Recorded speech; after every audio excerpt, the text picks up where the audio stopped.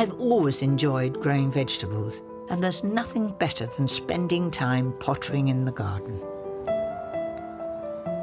That's a pretty good head of garlic. Enormous, no wonder it's called elephant garlic. Here, I've got masses of parsley. I think that's enough. The main thing is we grow what we eat and what we enjoy. I have a son that thinks kale is the best thing since sliced bread. There's a sort of carrot you don't see in the shops. This one's got 2 legs. With all this wonderful produce to choose from, there really is only one thing to do with them: a delicious classic roast. One of my most favourite things are roasted vegetables, hot or cold, sometimes on toasted sourdough bread. I can think of nothing better. Use whatever veg you have to hand. Peppers give colour. I nearly always choose the red ones. Not only do you get colour, but you get flavour. Just bang them out.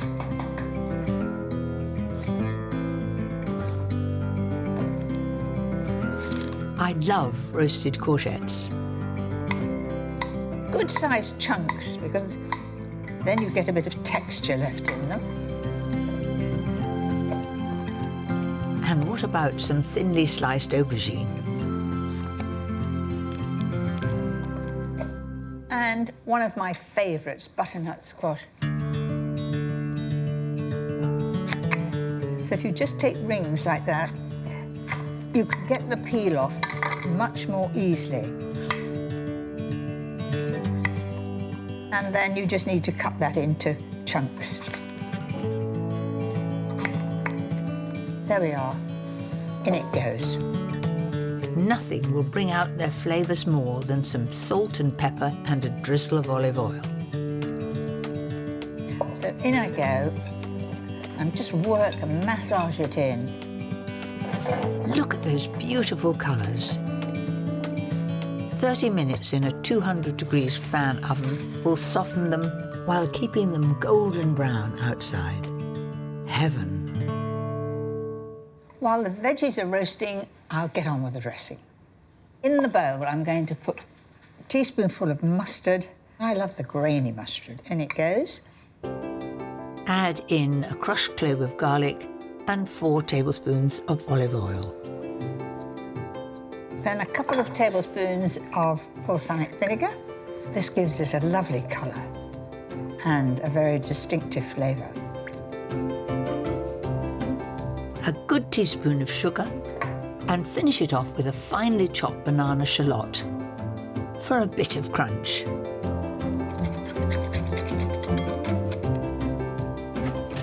Those veggies are looking good. It's time to get them plated up. They're so beautifully colourful. Lovely combination. And that'll add lots of flavour, a little bit of sharpness from the balsamic dressing. To really kick off this recipe, I have one last touch: rich feta cheese. And the contrast of the white and all this colours, I think it goes really well. Finish off with some wonderfully fragrant chopped mint and basil. Do you know something? This is a perfect meal without meat. You don't need it. It's absolutely delicious. Sitting with a glass of wine outside on a summer's evening, it would be one of my most favourite things. Back on the fringes of the New Forest, I'm about to have my first taste of ploughing, the equine way. Oh, gracious, here's the ploughs. That's exactly what it is. It's a horse That's plough. old, Yeah. isn't it? Oh, yeah. It would have been, I don't know, just after First World War. Really? Come on, excuse me, I know you don't really want to go to work, but, you know, a little more enthusiasm would be nice. I hope he's talking to the horses, not to me. Right, twinkle toes in the furrow. Eat it. Thank you, that's where I want you. Hold fast. I've been driving a car for decades, but this is something else. I hold firmly on here, and you're going to hold... Yes. Right. Yeah. And if they go too fast, I have to say, whoa! Yeah, exactly Right. that. Are you listening to me? Well, they might be. So what do I say to get them going? Hold fast, and then like that. Okay. Yeah. I bet they take no notice. It's easier than you think. Ha ha. Norse, hold fast. Get up. Just let Edith's line off a little bit. Just let it slide a little Right. bit. There you go. There you are. You've got the other one. Right, you're in complete control of the situation now. Right. You feel like you're in control? Well, you know, it's good walking in the furrow because it's beautifully smooth, and these ropes are just guiding them. You watch their front feet. So long as she's there in the furrow, the plough will plough. So all you have to do is follow it. Farming like this may seem old-fashioned, but it can have a lower impact on the environment than using machinery. Shall I see if I can stop? Yeah, cool. Whoa! There you are. How about that then? There you are. Thank you, especially you difficult girl, Edith, for taking notice. That wasn't too bad, was it? No, considering they're pointed towards home, not bad at all. Whilst Robert and the horses plough on, I'm planning a lunch I hope will be just the ticket. And its centrepiece is a classic we all know. I'm going to show you how to make the perfect quiche. For me, the secret lies in a beautifully crisp pastry crust. I'm starting mine in a processor, so in goes 225 grams of strong plain flour and just over half as much chilled butter. And I've just cut it into cubes, just drop that in. And give it a quick whiz. A few seconds should do the trick.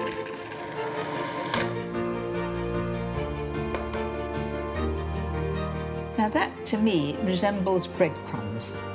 To bind those breadcrumbs together, I like to add a whole egg with just a touch of water. Exactly 1 tablespoon. On with the top, and then process it until it is almost coming together.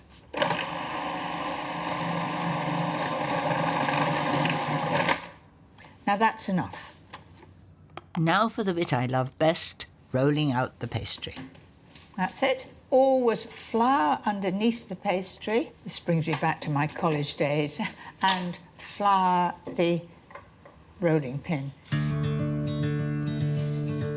And roll that out a little to begin with. Keep it in a round. Don't make it into an oblong. Now, I reckon that is about the right size. Let's have a look and see. First, slip the base under the sheet. I'm going to show you the perfect way to get your pastry into the tin without disaster. Fold in very gently all the way round. Fold it in like that.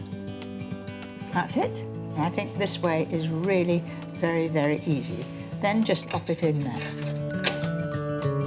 Then gently press the pastry into the sides to give you that wonderful fluted edge. To ensure the very crispest of crusts, I'm going to bake it blind once with beans, then remove the beans and the paper and Back in the oven at the same temperature to really dry the base out. It'll take about 5 or 10 minutes. Keep an eye on it. I'm jolly pleased with that. Once the base has cooled, it's ready for the fabulous filling.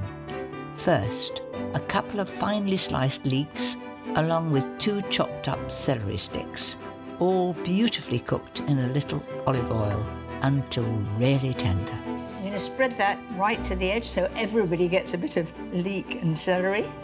Top it with some gutsy grated Stilton and a sprinkling of parsley.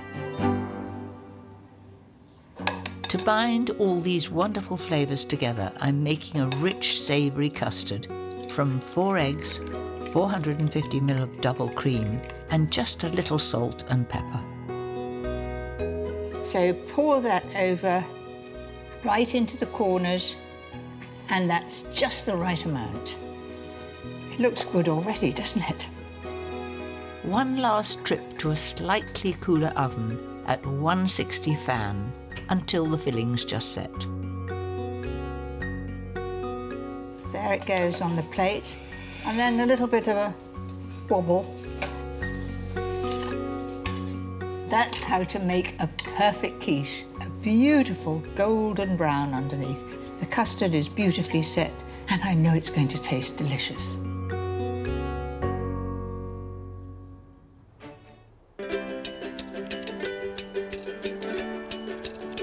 Do you like them as flat as that?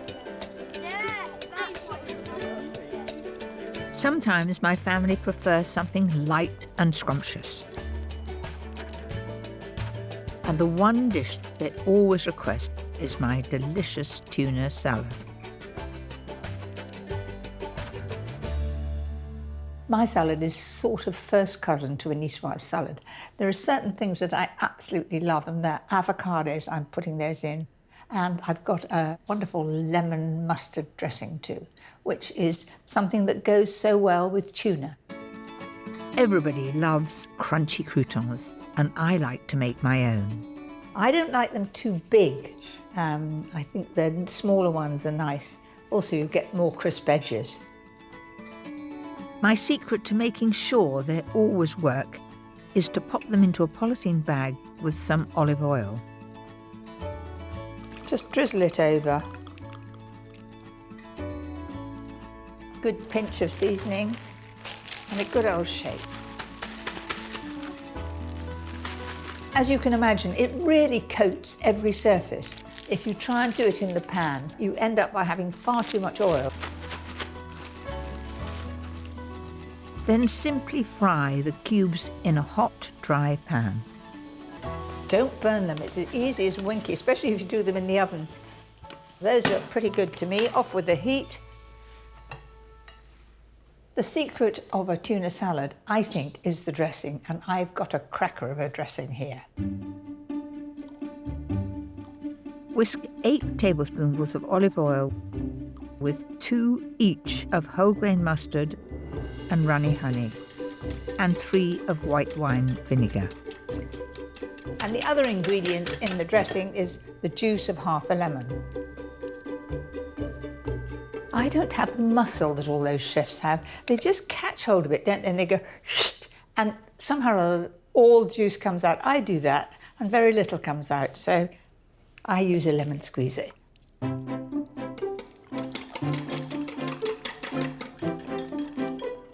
Pour half of the dressing over 250 grams of freshly boiled new potatoes. It's a really good tip I learnt in France to toss the potatoes in the dressing. They absorb it while they're warm. Then when you add them to the salad, they'll be full of flavour right down to the middle. I like to serve this salad on a nice big sharing platter with blanched green beans, tomatoes, and a couple of chopped avocados tossed in lemon juice to keep the colour. I think they look lovely, these potatoes. They're lovely with the dressing. Don't be stingy with the tuna. A couple of tins should do it, and the children will love it. Finish with 3 hard-boiled eggs. And that's that lovely mustard dressing. I think that's just the right thing for Saturday lunch. Perfect. Thanks for tuning in. Please like and subscribe to my YouTube channel and enjoy.